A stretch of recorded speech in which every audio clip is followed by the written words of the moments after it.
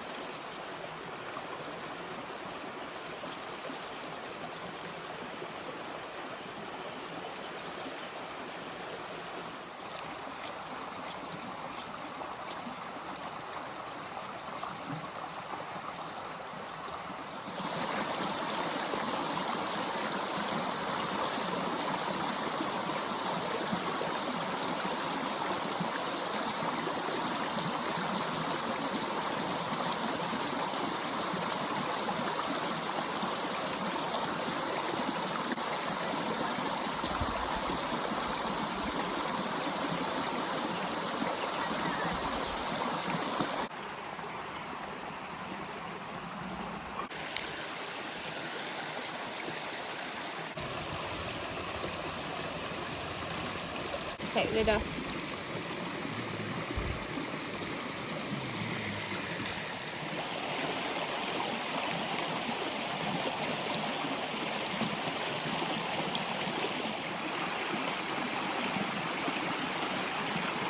We've got our packs on and it's starting to get dark, so we're going to hopefully find somewhere that we can pitch up in time before it gets too dark.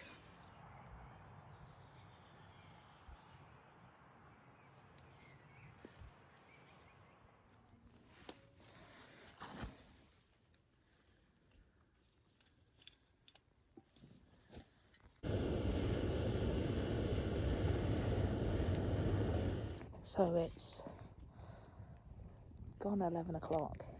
We finally made the camp, and I think everything that could have gone wrong did go wrong. For starters, we're supposed to be having a rabbit and pheasant, but we're actually having, what kind of fish is that? Coley and a squirrel. I know, and it's like, I think I've only had about 500 calories today. Oh, I just dropped my squirrel on the floor. But still.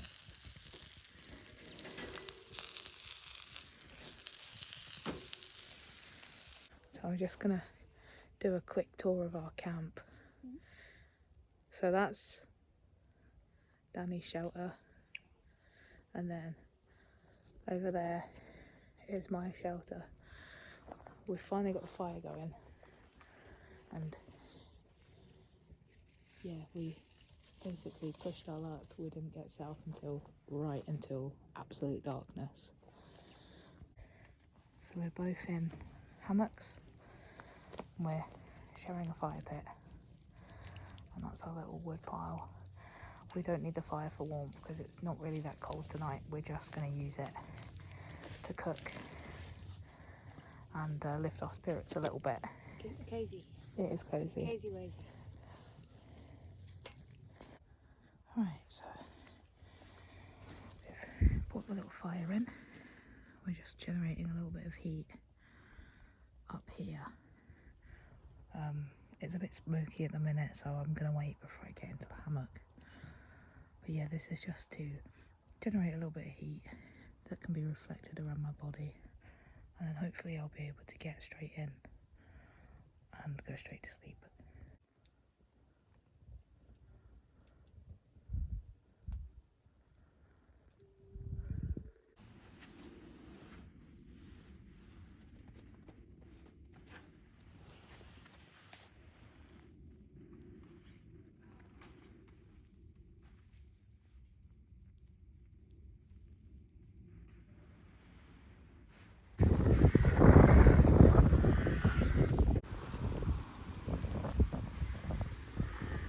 Well, good morning. Yeah, we survived the night, both of us. The sun's out, but it's quite windy, so there's a chill in the air. But yeah, it's 9 a.m, so that means that it's time to quickly pack up. I think we're gonna make some breakfast on the road, but yeah, we're gonna pack up and we're gonna move to a wild spot, hopefully for night number 2.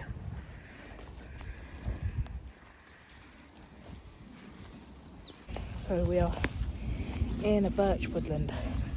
This is where we're going to make our breakfast, and we're going to use the Kelly kettle and cook up some duck eggs. We've got some lion's mane mushroom that we were going to eat yesterday, but we didn't eat those. Some duck eggs and a natural tea. What's in this one? Chamomile. Chamomile. That's a good find.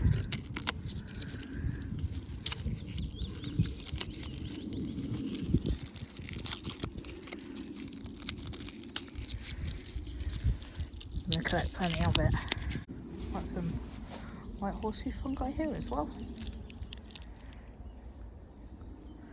Yeah, this entire woodland is just full of birch.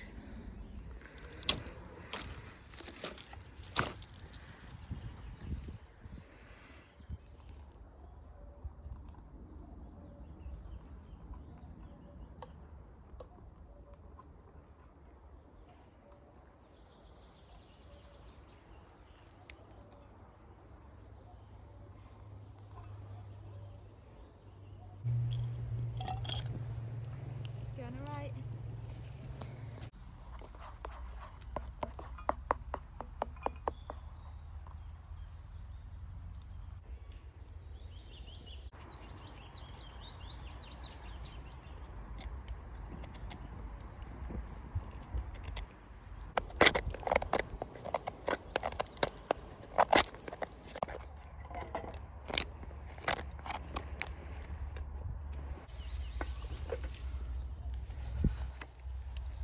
This is fruit.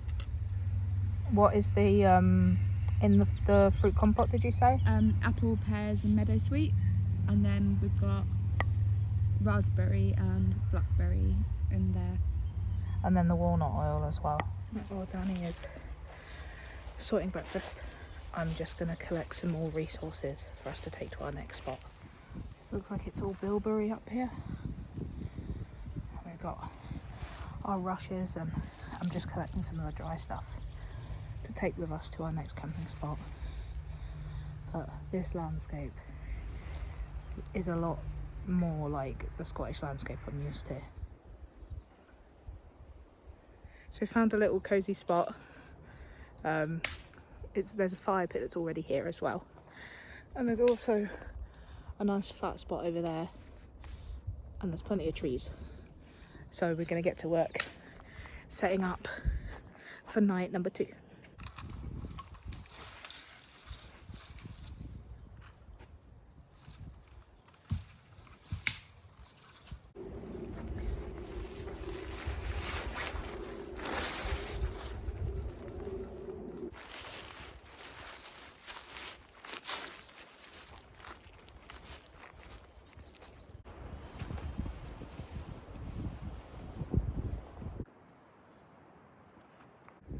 So that's the shelter all set up. It's just the kit that I always use, ground sheet, sleeping pad, same blankets. And then it's just a 3x3 tarp, same one I always use. But I haven't used the full length of it, I've sort of tucked it in on itself to give me protection on all 3 sides. You can see in there. And then I had to move the fire pit to give me enough clearance.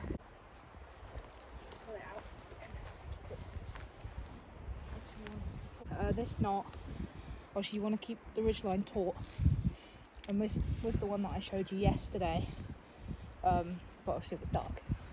So for this knot, you basically take the working end and you go around the ridgeline either 3 times or 5 times, and then you go inside this loop and then back on yourself like that. And if you pull that tight, obviously it will just go tight.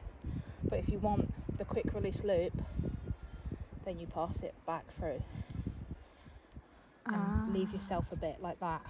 So I didn't know how to do the quick release. You can, if you do it that way towards the tree, it will go slack. Yeah. And if you do it away from the tree, it will go taut. And this is good because it means that if you get a bit of slack in your top because of the wind or anything like that, you can just pop out and pick up the slack like that. Just don't trip on it in the night.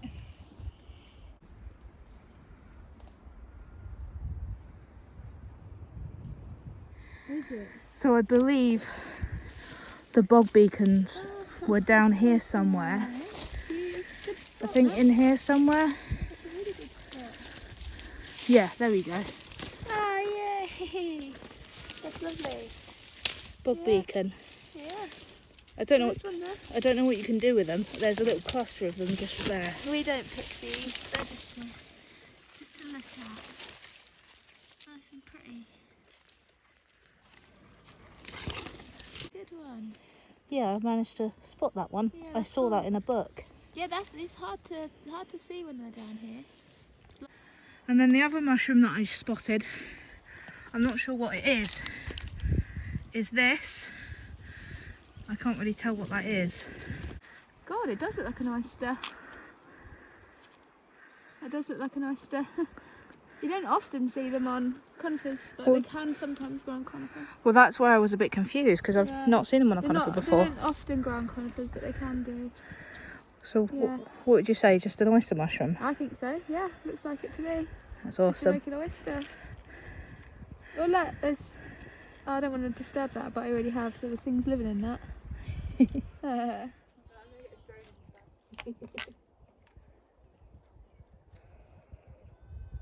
If your tripod legs are too loose, Yeah. don't retie the whole thing.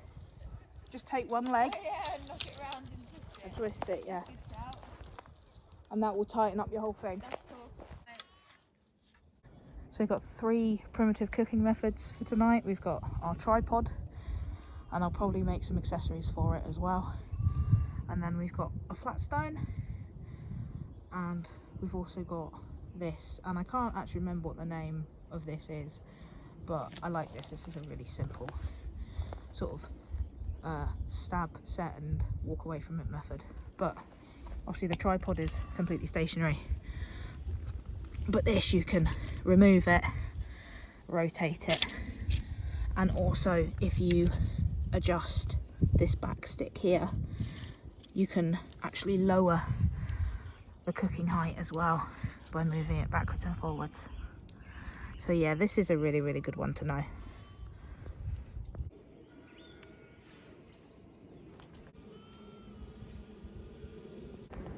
So in this bag we've got loads of wild garlic that came from Danni's allotment, and I'm going to take some of it and use it for our dinner tonight.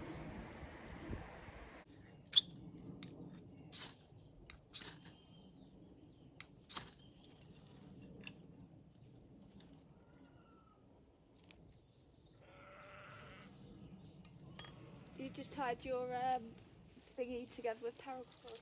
Yeah, it actually comes like this. It comes like that, but it comes in a fancy plait.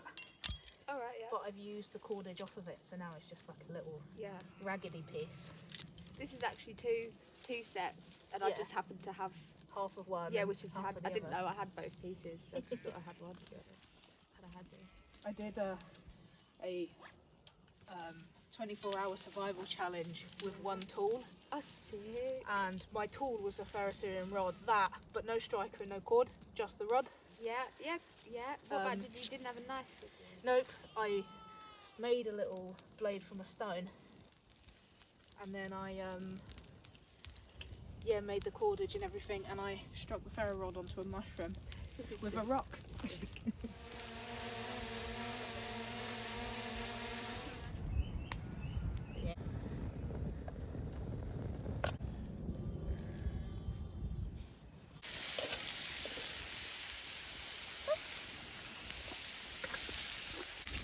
Once the meat's cooked all the way through, we'll add our wild garlic and our lion's mane mushroom.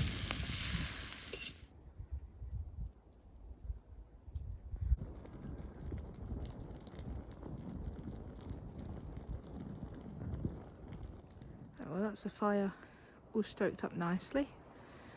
The shelter is starting to warm up as well, thanks to the foil lining at the back of the top, but it's officially too dark to see anything, so that means it's bedtime.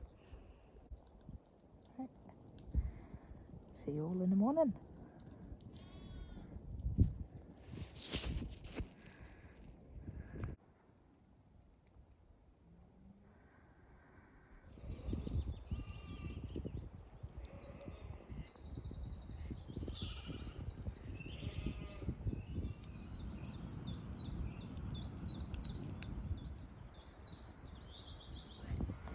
Good morning. I'm not gonna lie, I pretty much didn't sleep at all because it's so windy, and that wind chill is just absolutely ferocious.